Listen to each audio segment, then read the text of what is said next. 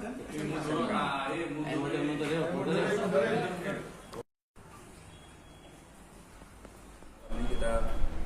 laksanakan proses stop terkait dengan penanganan kami terkait pelaporan ijazah yang disembunyikan oleh salah satu pelaku usaha. Berdasarkan laporan polisi nomor 542 Romawi 4 tanggal 22 April 2025, pelapornya adalah Sasmita, itu melaporkan bahwa beberapa ijazah disita atau dibawa oleh pelaku usaha. Atas laporan tersebut, kita sudah melakukan upaya penyelidikan dan sudah kita naikkan ke tingkat penyidikan. Kita melakukan pemeriksaan terhadap 23 saksi.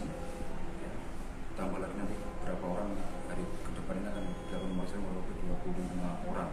Nanti kan kita lakukan pemeriksaan sebagai saksi. Kemudian pada beberapa penggeledahan, perintah penggeledahan yang telah diterbitkan oleh Krimum, kita melakukan penyitaan satu ijazah pada saat itu di rumah yang bersangkutan. Kemudian terlapor JD saat ini sedang ditelepon dari Polrestabes untuk melakukan permintaan keterangan tambahan terkait dengan beberapa yang perlu dilakukan penyidik, dan tadi diserahkan kepada kita 108 ijazah yang dilakukan atau dibawa yang bersangkutan. Ini terkait dengan laporan sudah Sasmita. Memang di laporan Sasmita ini ada beberapa 9 orang yang lebih yang melakukan laporan. Status dari dia sendiri saksi atau status tersangka? Yang bersangkutan sudah hari ini dilakukan gelar perkara dan dinaikkan ke penyidikan dan menetapkan tersangka saudara Cici.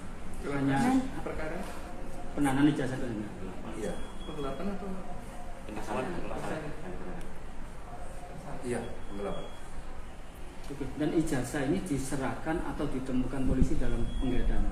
Pada saat kita lakukan penggeledahan ada beberapa ijazah yang kita temukan, kemudian ini diserahkan oleh yang bersangkutan. Dan kita pun dia menyerahkan langsung kepada penyidik 108 ijazah yang ada di saudara CD. Dan yang diserahkan ini disembunyikan di mana? Ya, di rumahnya dia.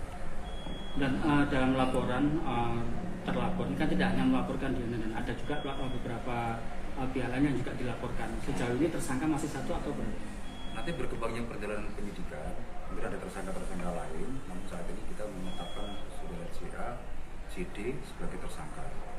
Nanti kita masih melakukan pemeriksaan saksi tambahan, sehingga nanti mungkin ada perkembangan penyidikan terkait tersangka, mungkin ada beberapa tersangka lagi, nanti kita tersangka menahan ini sementara ini apa?